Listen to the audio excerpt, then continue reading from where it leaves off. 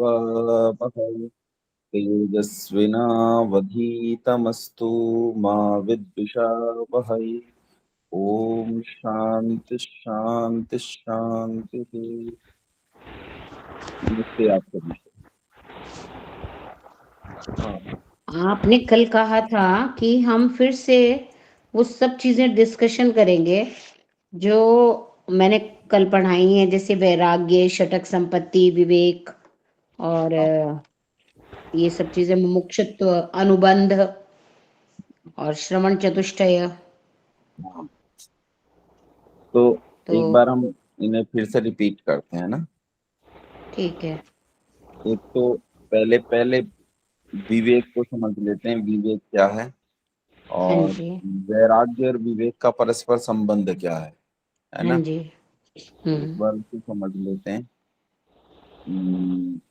बबीता जी। हाँ आचार्य जी नमस्ते। नमस्ते। बताओ बहना, विवेक क्या है, वैराग्य क्या है, और दोनों का परस्पर संबंध क्या है।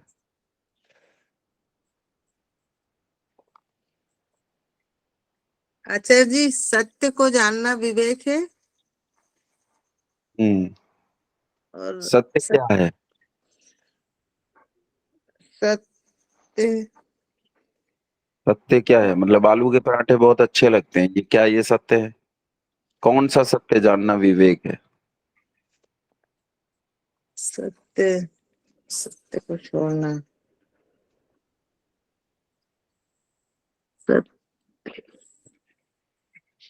भ्रष्टाचार करने से धन बढ़ता है, ये भी सत्य है। जी।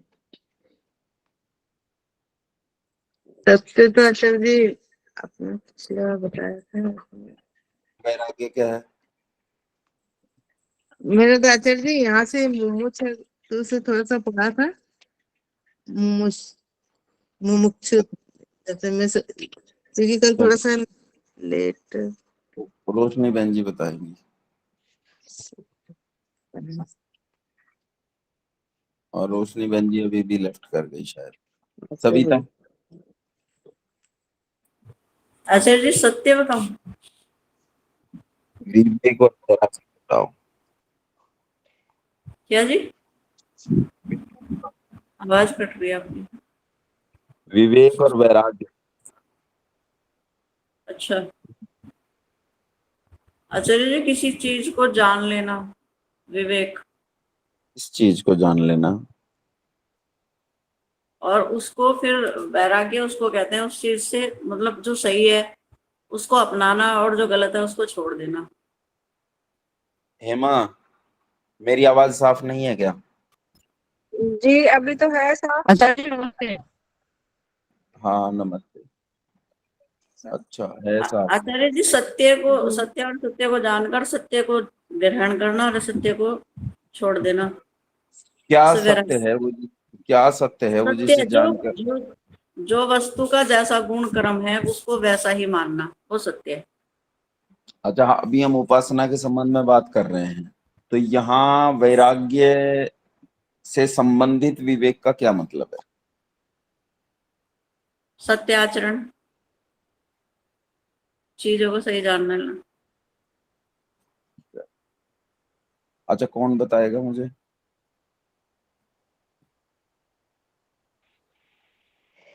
जो अच्छा जी, हम ये जैसा गुण संसार और में जो स्वभाव है वैसा परमेश्वर वैसा के जान गुण लेना उस कर्म वस्तु का। स्वभाव हैं, उनको जानना, उसकी आज्ञा का पालन करना और उपासना में रहना, ये जो है उस मतलब उसकी आज्ञा के विरुद्ध नहीं चलना, उसका जो वेद का ज्ञान है उसके विरुद्ध नहीं चलना, ये सब विवेक है।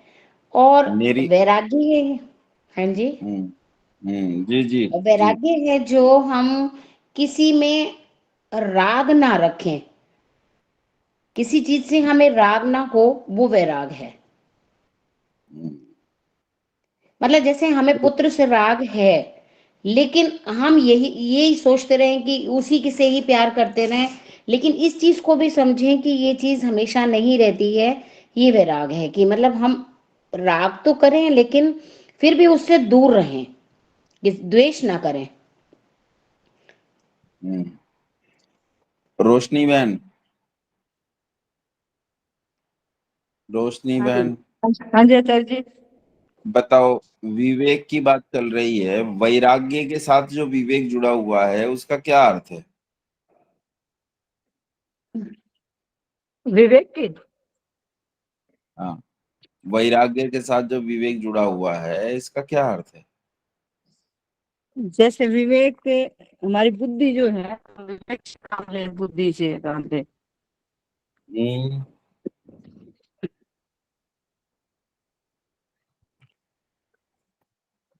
आज तो अर्चना बहन भी जुड़ी है ना।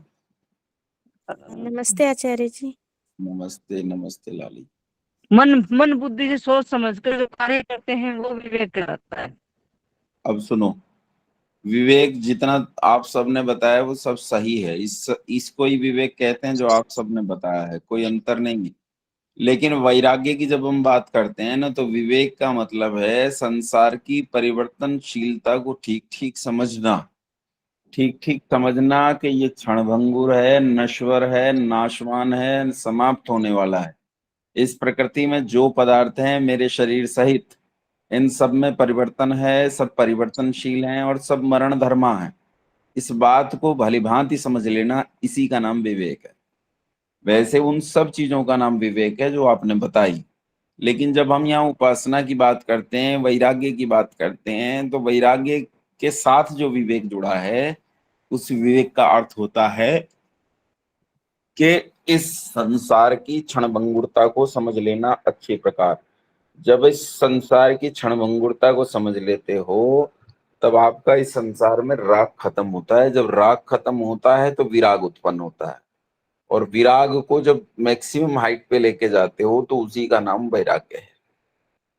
ठीक है, वैराग्य का मतलब चीजों को छोड़ना नहीं है। अभी तो वैराग्य का चीज मतलब है किसी चीज से अधिक और किसी चीज से कम प्रेम नहीं रहता, सब चीजें समान हो जाती हैं आपके लिए। तो एक भी चीज, शत्रु भी ऐसा, मित्र भी ऐसा, है ना, सर्प भी ऐसा और गाय भी ऐसी, सब कुछ समान हो जाता है। किसी चीज से द्वेष नहीं करते हो, किसी चीज से राग नहीं करते हो, एक समभाव में आ जाते हो। तुम्हें पता है कि ये सब मरण धर्मा है, कुछ भी रहने वाला नहीं है। तब उनकी प्राप्ति और आसक्ति के लिए बहुत ज्यादा छटपटाते और दौड़ते नहीं हो। तो संसार की, शरीर की, इस प्रकृति की क्षणभंगुरता को समझना, इसी का नाम विवेक है। समझ में आया? हाँ जी। समझ में आ हाँ जी जी। आचार्य जी, समझ में तो आ जी। जाता, आप समझाते हैं तब तो। समझ में फिर आ ये गई। याद नहीं रहती बातें। याद रहेंगी, बार बार आवृत्ति करने से याद रहेंगी। आचार्य जैसे जी, अपना एक इसमें ना वो भजन भी है ना, किसे नाल राग नहीं, किसे नाल द्वेष नहीं, आत्मा हाँ आनंद मनो, कोई भी कलेश नहीं। हाँ, ये यही इसी का नाम विवेक है। जब ये वैराग्य की अवस्था पैदा हो जाए तो समझो विवेक से हम वैराग्य की तरफ बढ़ रहे हैं।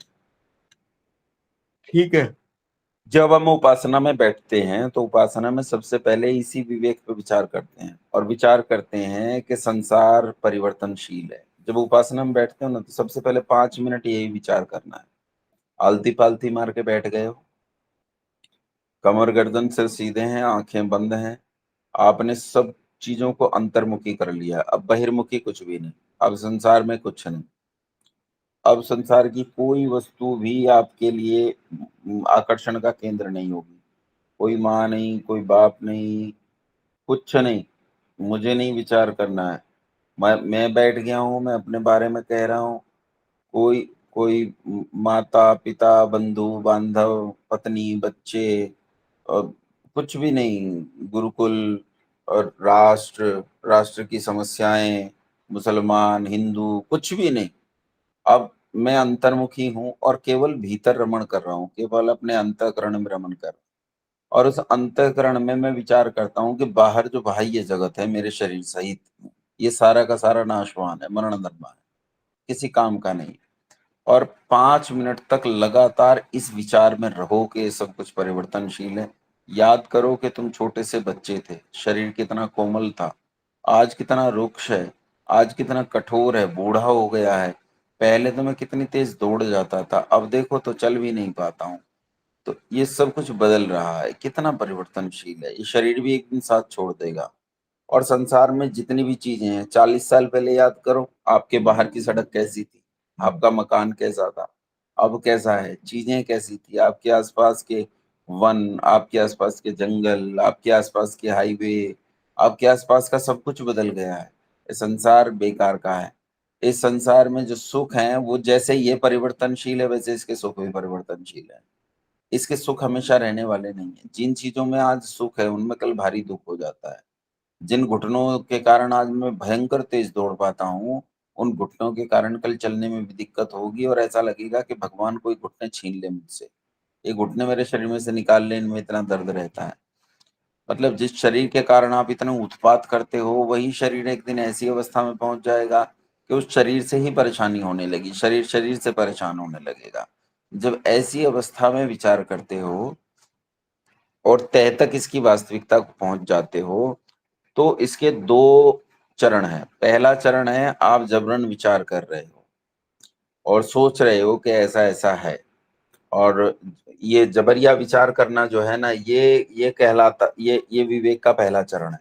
दूसरा चरण है जब आज इस चीज की वास्तविकता को सच में समझ जाते हो, हाँ ऐसा ही है, और उसे विचार करके स्वीकार करने लगते हो, तब आप मानकर चलो कि आप विवेक की अवस्था में आ गए। और जब विवेक की अवस्था में आ जाते हो तो वैराग्य स्वयं उत्पन्न होता है। वैराग्य को स्वयं उत्पन्न करना मतलब वैराग्य को उत्पन्न करना नहीं पड़ता। आप जितना जितना विवेक पर विचार करते हो, जितना जितना संसार की निस्सारता पर, इन सब चीजों पर विचार करते हो, उतना उतना ज्यादा ज्यादा आपके भीतर वैराग्य उत्पन्न होता जाता है।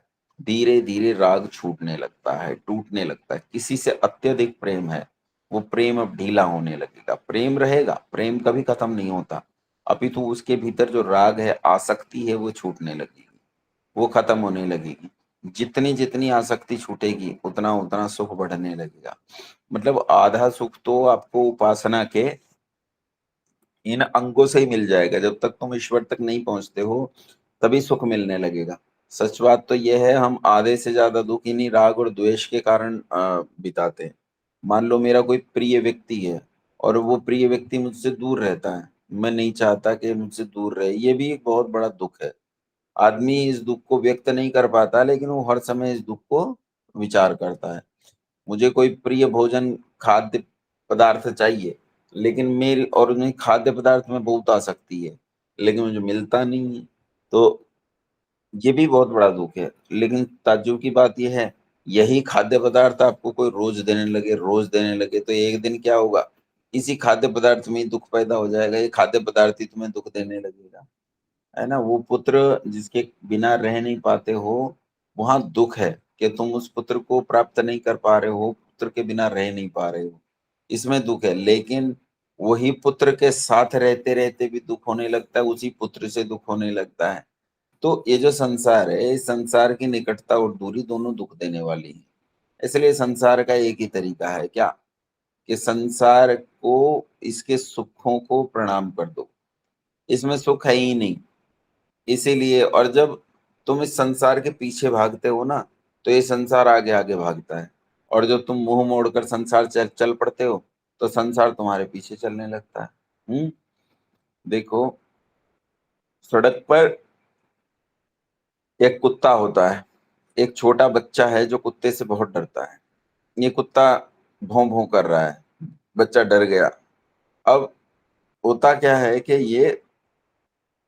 ये बच्चा उससे डर कर भागता है, तो वो कुत्ता इसके पीछे पीछे भागता है, मानो इसे चीर फाड़ डालेगा, मान लो इसे खा जाएगा। बालक बहुत तेज दौड़ता है, कुत्ता इसके पीछे बहुत तेज दौड़ता है, लेकिन अचानक बालक ठिठक जाता है। उसके ठिठकते ही कुत्ता भी ठिठक जाता है। बालक रुकता है, कुत्ता दूर ही रुक जाता है, वहीं से भौंकता है। बालक पलटता है, इसके पलटते ही कुत्ता अब कम भौंकने लगता है, कभी कभी भौंक रहा है। बालक 4 कदम इस कुत्ते की ओर पैर रखता है तो कुत्ता काऊ काऊ करने लगता है। और जब बालक इस कुत्ते की ओर दौड़ता है तो कुत्ता दुम दबाकर वहां से भाग खड़ा होता है। अब कुत्ता आगे आगे और बालक पीछे पीछे। ऐसा ही संसार है। जब तक तुम इसके पीछे दौड़ते रहोगे, या आगे आगे दौड़ता रहेगा, तुम्हारे हाथ कभी नहीं आएगा। और जिस दिन तुम इससे मुंह फेर कर चल पड़ोगे, ये तुम्हारे पीछे कुत्ते की तरह पूंछता हिलाते हुए चलेगा, तुम्हारा पीछा नहीं छोड़ेगा। इसीलिए ये जो स्थिति है कि इसे समझ जाना कि संसार क्या है, कितना क्षणभंगुर, कितना नाशवान, कितनी कितनी कितनी मरण धर्मा स्थिति का संसार है। जब तुम इसे समझ जाते हो अच्छी तरह, तो ये समझने की प्रक्रिया का नाम विवेक है, और इस विवेक से वैराग्य उत्पन्न होता है। यानी संसार में जो राग है वो राग खत्म हो जाता है और वहां वैराग्य उत्पन्न होता है। बोलो, विवेक और वैराग्य समझ में आया अच्छे से? हाँ जी, हाँ आचार्य जी, आ हाँ। गया। जी समझ में आया। अब विवेक का मतलब ये नहीं जो आप मतलब वो भी विवेक है, लेकिन जहां हम उपासना की बात कर रहे हैं वहां विवेक का मतलब सत्य असत्य का निर्णय, वेद को जानना और सच बातों को जानना, ये नहीं है। विवेक का मतलब है संसार मरण धर्म है ये जानना, संसार परिवर्तनशील है, नाशवान है ये जानना, बस इसी का नाम विवेक है। अच्छा, आप लोगों को क्या करना चाहिए? आप में जो साधक कोटि के हैं, जो साधना करना चाहते हैं, जैसे आप में से कई लोगों में मुझे लगता है कि साधना की बड़ी प्रबल भावना रहती है ना? पद्मा माता जी, सुखवर्षा माता जी, उनमें कई प्रमुख हैं, और युवतियों में रोशनी बहन जी में भी बड़ी वो रहती है उद्विग्नता, आदर्श माता जी में भी रहती है। तो ये सब जो लोग करना चाहते हैं ना, साधना करना चाहते हैं, वो सबसे पहले ये काम किया करो कि अपने मन में हर समय इस विवेक को जगाए रखा करो। हर समय समझो ये मरण धर्म है। पिताजी के पास जाओ ना, तो पिताजी को देखो तो कहो ये मरण धर्म है। पुत्र के पास जाओ तो जाओ कि ये परिवर्तनशील है। पुत्र वधू के पास जाओ तो जानो कि ये परिवर्तनशील है, ये बदल जाएगी। आज सुख दे रही है, कल दुख देगी, आज दुख दे रही है, कल सुख देगी। अच्छा ये जी, इससे तो परिवर्तन, अटैचमेंट कम हो जाएगी, प्यार कम हो जाएगा तो। प्यार नहीं कम होगा, ये पक्की बात है। प्रेम कम नहीं होगा, राग कम होता जाएगा उनमें। राग कम होता जाएगा, प्रेम कभी कम नहीं होता। प्रेम तो अद्भुत वस्तु है, प्रेम तो ईश्वरीय वरदान है, वो कभी कम नहीं होता। प्रेम बना रहता है, राग खत्म हो जाता है, और जब राग खत्म हो जाता है तो सुख में आ जाते हो। बस तुम्हें यही करना है। हर वस्तु जो तुम्हें तुम्हें अपना मकान बहुत प्रिय है, तो एक दिन खड़े होके बाहर उसके देखो कि ये मकान एक दिन ढह जाएगा, ये मकान एक दिन खत्म हो जाएगा, ये हमेशा रहने वाला नहीं है। फिर तुम्हारा जो प्लॉट पड़ा है उस प्लॉट को भी देखो, प्लॉट के बारे में विचार करो, पता नहीं ये प्लॉट मेरे पास रहेगा कि नहीं रहेगा। संसार है, संसार में आज वस्तु मेरे पास है, कल नहीं है। अपने हाथ पांव को देखो, अपने शरीर को देखो, शरीर पर आ रही, धीरे धीरे आ रही झुर्रियों को देखो। देखो ये कितने कोमल हाथ थे तुम्हारे, तुम्हारी त्वचा कैसी थी, आज कैसी हो गई है। तुम्हारे पांव कैसे थे, अब कैसे हो गए हैं। दर्पण में अपने चेहरे को देखो, ये चेहरा कैसा था जब तुम 5 साल के थे, 10 साल के थे, 20 साल के थे, तब कैसा था, अभी कैसा है।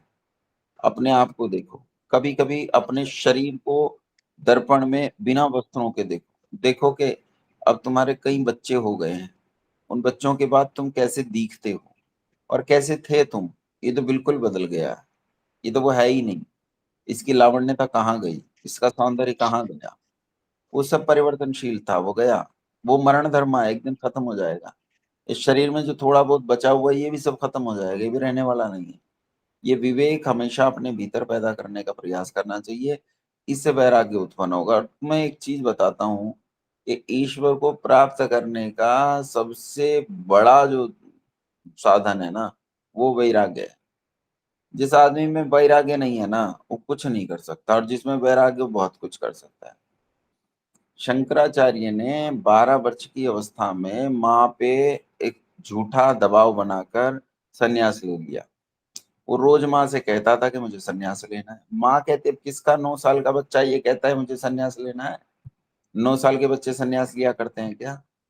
लेकिन वो 9 साल का बच्चा माँ से रोज कहता मुझे सन्यास लेना, मुझे सन्यास लेना, मुझे जाने दे माँ, मुझे सन्यास लेना। माँ कहती नहीं, नहीं, डरा के रखती, धमका के रखती।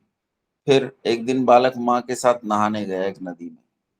माँ बाहर बैठी थी पुत्र के कपड़े पकड़ के, और बालक नदी में शोर मचाने लगा कि मुझे मगर ने पकड़ लिया है, मगरमच्छ ने पकड़ लिया, उसने मेरा एक पाँव पकड़ लिया है, और छटपटाने लगा जोर जोर से। वहां कहानी तो ऐसी है कि सच में एक मगर था, उसने पैर पकड़ लिया था, लेकिन मैं ये समझता हूँ कि मगर वगर तो नहीं रहा होगा, बालक ने इसके लिए बहाना किया।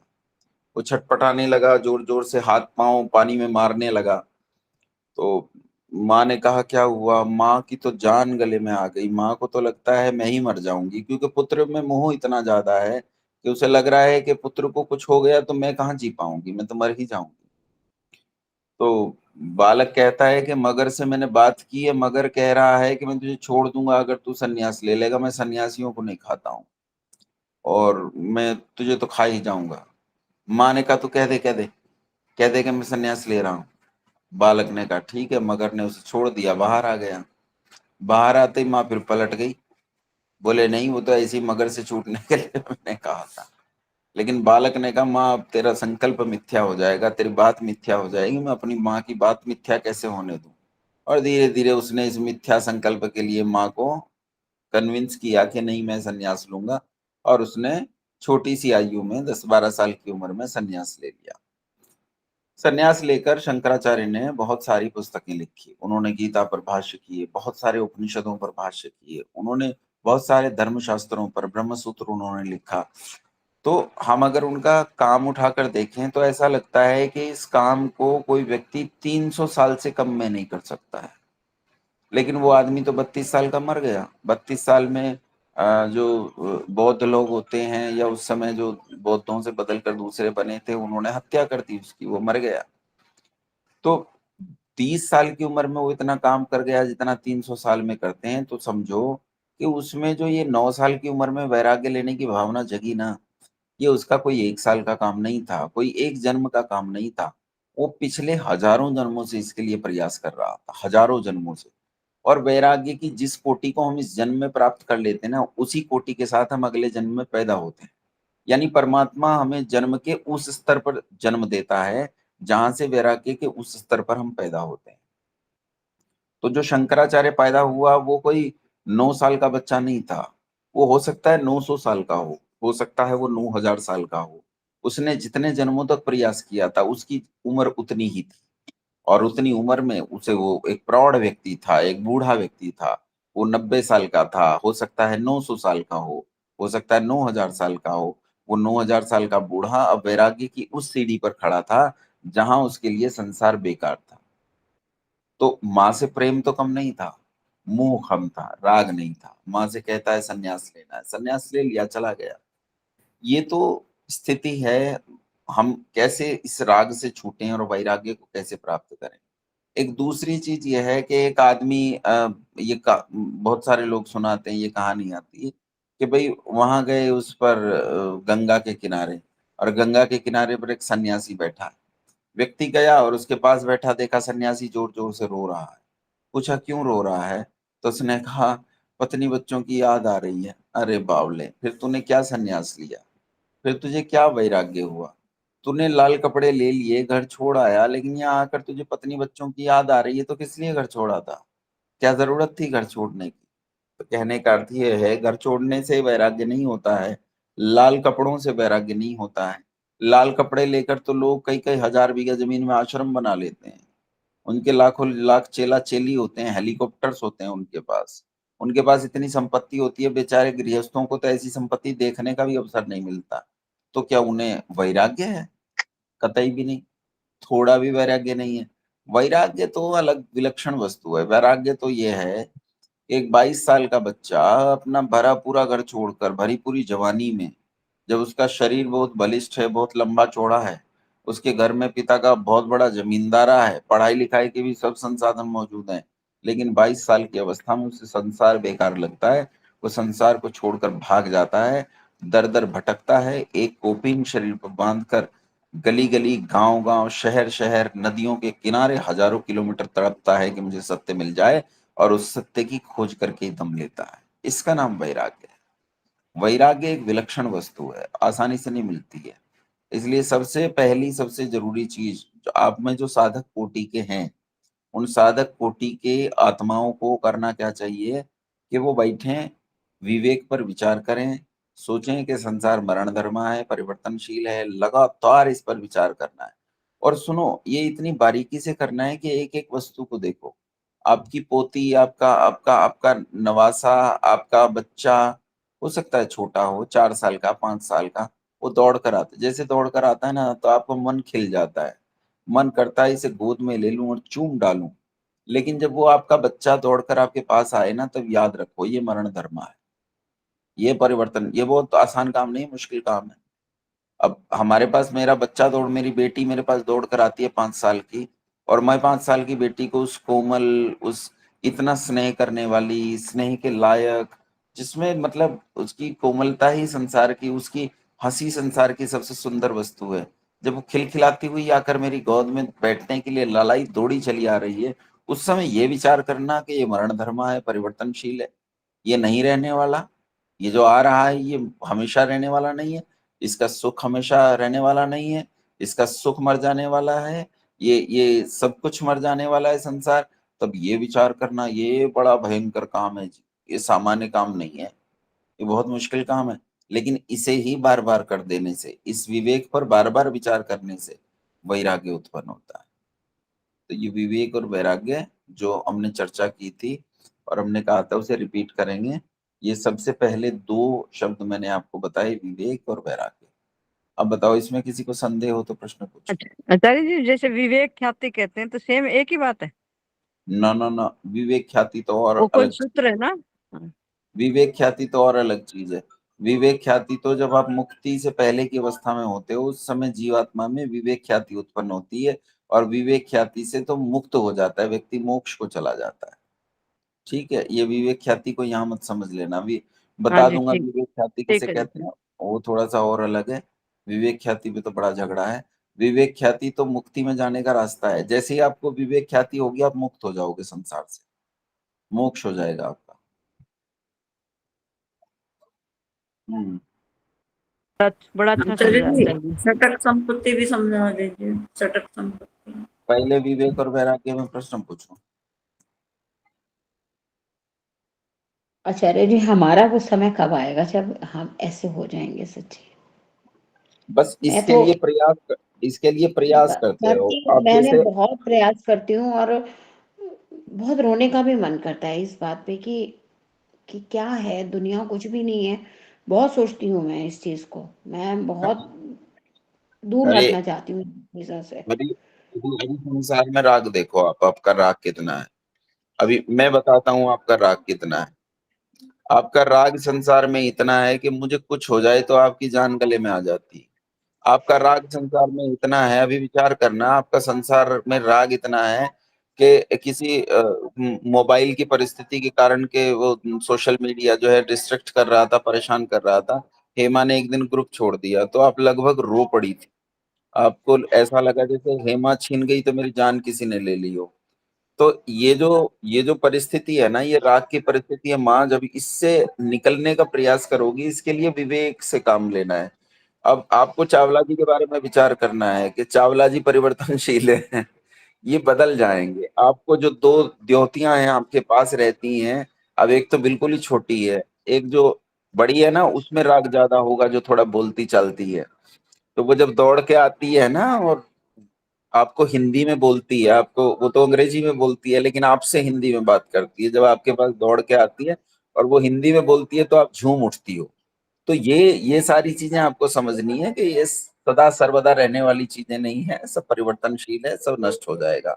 इस पर जितना ज्यादा अभ्यास करो, अपना घर, अपनी पुत्री पुत्री में आपका बहुत मोह है, तो वो पुत्री में जो जय वैराग्य है आपका, अपने देश में बहुत वैराग्य है। आप अमेरिका में रह रही हो इस समय, लेकिन आप मुझे रोज हमेशा ही फोन करके मुझे ये कहा करती हो कि मेरा बिल्कुल मन नहीं कर रहा है, मेरा भारत लौटने का मन कर रहा है, मेरा देश सबसे अच्छा है, मुझे उससे अच्छा कुछ भी नहीं लगता, मुझे तो उसकी मिट्टी हवा पानी सब याद आ रहा है, मैं तो वहां लौट जाना चाहती हूँ। ये राग ही तो है, ये राग है। क्या होता है देश? कुछ भी नहीं होता। क्या होती है पृथ्वी? कुछ भी नहीं होती। कौन सी पृथ्वी पर जन्म लिए हो, आगे किस पृथ्वी पर जन्म लोगे, न जाने कहाँ जन्म लोगे। लोग एक डंडे में थोड़ा सा कपड़ा उलझाकर हाथ में लेकर जाते हैं, झंडा ऊंचा रहे हमारा विजयी विश्व तिरंगा प्यारा। अब आपको लगेगा कि कहाँ तो देशभक्ति की बातें होती हैं और कहाँ ये बातें हैं। ये सब चीजें छोटी रह जाती हैं। जब व्यक्ति विवेक और वैराग्य की स्थिति में रहता है, तब संसार पृथ्वी आकाश गंगा तक छोटी रह जाती है। फिर मनुष्य और मनुष्य के संबंध तो बहुत छोटे हैं, इनकी तो कोई औकात ही नहीं। तो उस स्थिति को प्राप्त करने के लिए बस निरंतर विचार करना है कि सब कुछ मरण धर्म है, सब कुछ रहने वाला नहीं है, है ना।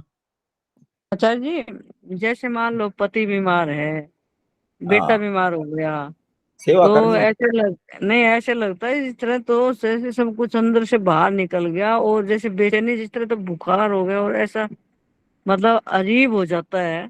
बस यही राग तो है, मतलब ये यही इतना राग। डर होता है, इतना डर होता है कि किसी चीज में मन नहीं लगता, कहाँ संध्या कहाँ कुछ, सब कुछ भूल जाता है इंसान, पागल जैसी स्थिति हो जाती है। तो कैसे बचा जाए इन चीजों से? देखो, ये चीज केवल विवेक से होंगी जब हम किसी चीज से बहुत संयुक्त होते हैं। अब हमारी अर्चना बहन है, इतना राग है चीजों के प्रति, जिससे जुड़ी हैं, उस हर चीज में बहुत राग है। अपने पुत्र हैं इनके, पुत्रियां हैं इनकी, पति हैं इनके। अब ये आप लोग, अब आप ही देखो ना, आप अपने पति से नाराज हो जाते हो, लेकिन क्या सच में नाराज हो जाते हो? बस थोड़ी देर की चिल्ला चिल्ली होती है, लेकिन आप उसके बिना रह नहीं पाते। उसी पति को जब भोजन नहीं मिलता आधा घंटा, तो बच्चों पे बातचीत बंद कर दी है, बच्चों पे झिड़क झिड़क कहते हो, कह दे इनसे खाना तैयार रखा है खा लेंगे। देख खा नहीं रहे हैं, सुबह भी नहीं खाया था, इनसे कह दे खा लेंगे। मैं तो बात करूंगी नहीं, ना मैं खाना दूंगी, ना मेरा मतलब, ना वास्ता। तो मतलब वास्ता नहीं है तो चुप बैठ अपने घर में, क्यों खाम का चोर कर रही है? लेकिन वो बैठ नहीं सकती है, वो उसे खाना देना ही है, चाहे बोलती है कि नहीं बोलती है। तो ये जो पत्नी बच्चों में बहुत ज्यादा राग है, इनमें विचार करना शुरू करो। सेवा करनी है, काम करना है, कर्तव्य कर्मों से मुख नहीं मोड़ना है, कर्तव्य कर्म तो करने ही करने हैं, लेकिन उनमें राग बहुत ज्यादा। अब कोई तो भैंस में इतना राग रख लेता है, भैंस मर गई, आदमी रो रहा है, बोले जी हम तो मर गए। अरे तू कहाँ मरा है, ये तो भैंस मरी है। लेकिन उसमें इतना राग पाल लिया है कि वो भैंस के मरने पर स्वयं की मृत्यु के जैसा मान रहा है ना? तो ये छोड़ना पड़ेगा, और ये अभ्यास से होगा। जितना विवेक पे विचार करोगे कि संसार परिवर्तनशील है, उतना ज्यादा ये छूटता जाएगा। को डर है लगता ना? है ना कि भाई इनके कुछ हो ना जाए, कुछ हो ना जाए, अपने लिए नहीं डरता इंसान, उनके लिए हाँ, डरता है। हाँ, ये है, ये होता है, ये तभी है जब तक आप विवेक, यही अविवेक है।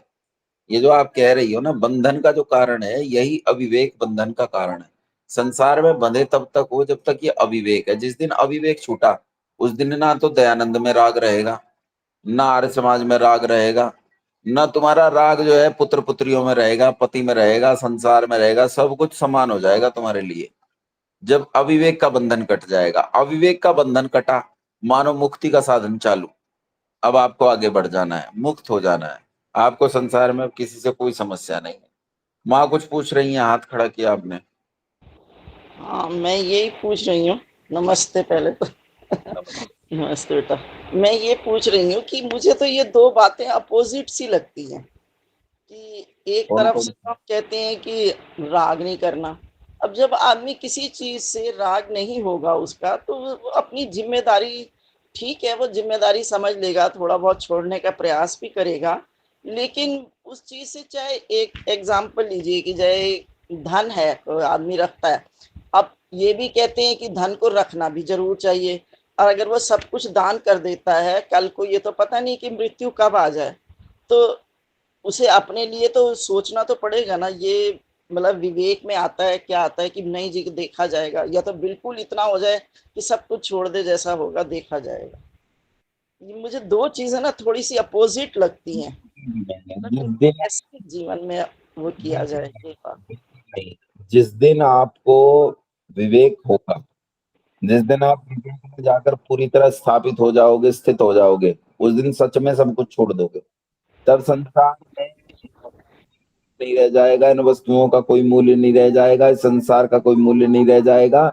ये होते हुए भी आपके पास नहीं होगा। और मैंने फिर कहा, आप ये सोचते हो ना कि ये सब मेरे पास घट जाएगा, नहीं घटता। जैसे वो कुत्ता उस बच्चे के पीछे दौड़ता है ना, जब उससे डर कर भागता है, वैसे ही ये पीछे पीछे दौड़ता है। और जब आप इसकी ओर डंडा लेकर भागते हो, तो ये आपसे आगे आगे भागता है, छोड़ता तो है ही नहीं संसार। संसार जब तक आप जीवित हो, तो संसार आपको छोड़ेगा कहाँ? एक आदमी बिल्कुल वैराग्य ले ले तो भी संसार तो उसके साथ रहता ही है, शरीर उसके साथ रहता है, प्रकृति उसके साथ रहती है। लेकिन अब एक आदमी बीड़ी पीता है, अब बीड़ी पीता है तो बीड़ी को छोड़ नहीं पाता।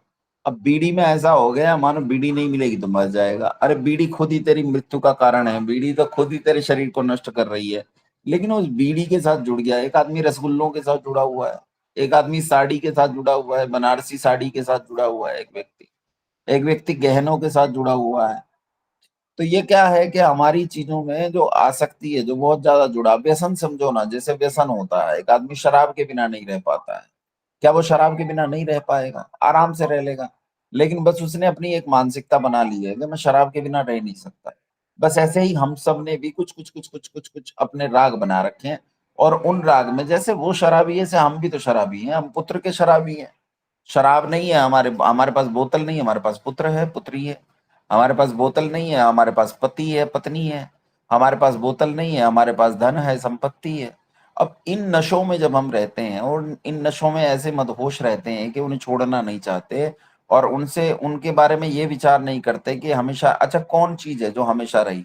राम मर गए, कृष्ण मर गए, कौन बचा? दयानंद मर गए, कौन बचा? सब तो मर गए, सभी तो खत्म हो गए, राजपाट खत्म हो गए। भगवान राम का राज्य कहाँ गया?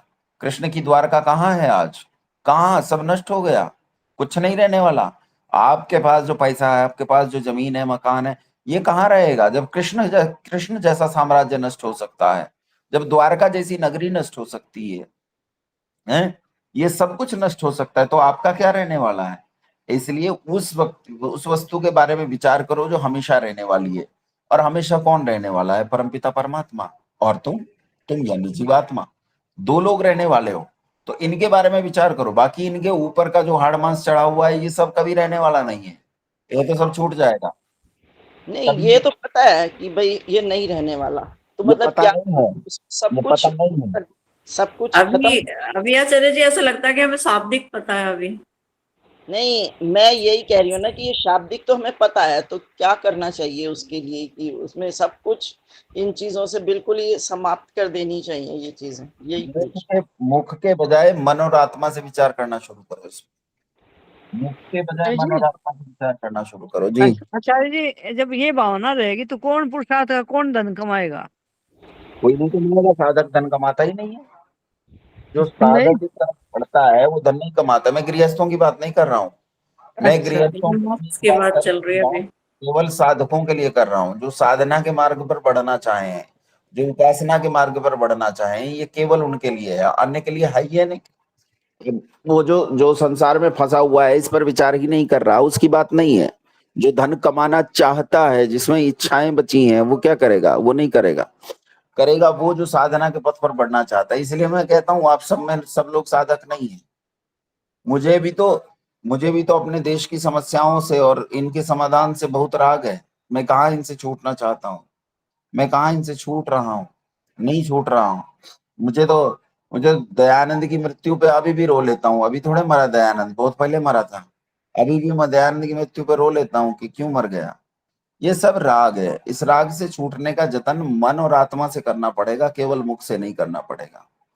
आप जब तक इन प्रश्नों में उलझे रहोगे ना, जो अंजू माता जी ने कहा, जो अंजू माँ ने कहा ना, वो अब इन प्रश्नों में आप उलझे रहोगे अगर, कि अरे भाई कैसे, बिना धन के तो कैसे काम चलेगा, धन तो चाहिए ही चाहिए, लेकिन धन में राग भी नहीं रखना है, ये प्रश्न खत्म हो जाएंगे आपके। प्रश्न खत्म हो जाएंगे, आपको पता चल जाएगा ये धन किसी काम का नहीं है। माँ कह तो रही है कि ये धन, मैं संपत्ति को कैसे छोड़ दूं, लेकिन संपत्ति, पत्नी, बच्चे, पुत्र पुत्र सब नष्ट हो जाता है, दिखाई देने लगता है कि कुछ नहीं है। आपके सामने तो संसार का कोड चलने लगा, कोडिंग में दिखाई देगा संसार आपको, इसकी कूट भाषा दिखाई देगी, संसार संसार दिखाई नहीं देगा जब आप वैराग्य की स्थिति में पहुंचोगे। इसलिए विवेक पे काम करना शुरू करो। तुम्हारे सामने चीजें आती हैं, वो समझ जाओ ये मरण धर्म है। पति आया, ये मरण धर्म है। पत्नी आई, ये मरण धर्म है। बच्चे आए, ये मरण धर्म है। ये मेरा मकान है, ये सब परिवर्तनशील है, सब नष्ट हो जाएगा। संसार में कुछ भी है, कोई भी चीज, सब नष्ट हो जाएगी। हैं? अभी तो तुम सज धज के शादी में जाते हो, और बनारसी साड़ी पहन के, खूब अच्छे से पाउडर और वो लगा के, सब सज धज के जाते हो, तो कहाँ अभी भी उस शरीर को सजाने का प्रयास करते हो? अब जब ये सजने की हालत में था ना, तब इसे सजाने की जरूरत नहीं थी। इसमें अपने आप ही इतना सौंदर्य था कि इसे सजाने की जरूरत ही नहीं। नहा के बाहर निकलते तो सुंदर, इतने सुंदर होते थे कि किसी, ये जो सौंदर्य के प्रसाधन है, ये उनके सामने फीके होते थे। लेकिन अब कितना भी सजा लो, क्या वो सौंदर्य लौट के आता है? कभी नहीं आता है। तो ऐसे ही संसार की सब चीजें चली जाती हैं, गई सो गई। अब इनके चक्कर में नहीं पड़ना है। विवेक उत्पन्न करो, विवेक, शंकराचार्य बनो, दयानंद बनो कि संसार सब समान है मेरे लिए, कोई माता और कोई और संसार के प्राणी जो हैं वो मेरे लिए अलग अलग नहीं है, सब एक जैसे। ठीक है, चलो आज के लिए इतना ही। आचार्य हाँ जी, हम बोलो। कैसे पता करें कि हमारे अंदर कितना विवेक है? वो तो विवेक स्वयं बता देगा। जैसे जैसे अभी भी तुम्हें पता है ना बहना कि तुम में कितना विवेक है, कितना भी विवेक नहीं है। अभी पूर्णिमा रोने लगेगी तो तू क्या करेगी? इससे भी जोर जोर से रोएगी। पूर्णिमा को कोई परेशानी हो जाए तो क्या होगा? कलेजा गले को आ जाएगा। अब कहती तो है कि मुझे पूर्णिमा से और सिंह साहब से ज्यादा प्रेम नहीं है, लेकिन वास्तविकता ये नहीं है। अभी मैं तुझे सूचना दूं कि सिंह साहब किसी मुसीबत में, फिर देख तेरी क्या हालत होती है। तो अभी वो विवेक तो स्वयं सूचना देगा तुम्हें कि कितना विवेक हो गया है, कितना वैराग्य हो गया है। वो सूचना देने की ऐसी बात है कि वो बहू माता जी से बोली कि माता जी जब मुझे बच्चा पैदा हो तो मेरी आंख लग जाए तो मुझे जगा देना, कहीं मुझे पता ही ना चले कि बच्चा पैदा हो रहा है। तो वो माता जी बोली बेटा जब तुझे बच्चा पैदा होगा तो सारे मोहल्ले को जगाएगी, मैं तुझे क्या जगाऊंगी। तो जब विवेक और वैराग्य पैदा होगा ना तो उसकी सूचना सबसे पहले तुम्हें मिलेगी, किसी और को नहीं। वो तो अपने आप पता चल जाएगी। ठीक है, अब मेरा मंच पे जाने का समय हो रहा है और मैं स्नान ध्यान करना है 20-25 मिनट में, तो मैं स्नान कर आप लेता हूँ। कहाँ हैं आजकल? है आप आजकल कहाँ हैं आप? तो पंजाब में हूँ, लुधियाना के पास राजपुरा में। अच्छा, राजपुरा में है। हाँ राजपुरा में। ठीक है, पता तो होता नहीं है हमें तो कुछ भी। आ तो जाओ भारत में, तब पता चल जाएगा। अच्छा, बस अब तो 8-10 दिन ही है। चलो आ जाओ, देखो कैसे छटपटा रही हो, इसे राग कहते हैं। राग? अच्छा, अपने घर अपने देश आने को भी राग है। है ना, भारत से राग है आपको। ये मंत्र पाठ कर लेते हैं। ओम सहना भवतु सहनो भुनक्तु सह वीर्यं कर्वावहै तेजस्विनावधीतमस्तु मा विद्विषावहै। ओम शांति शांति शांति। नमस्ते आप सभी। नमस्ते आचार्य।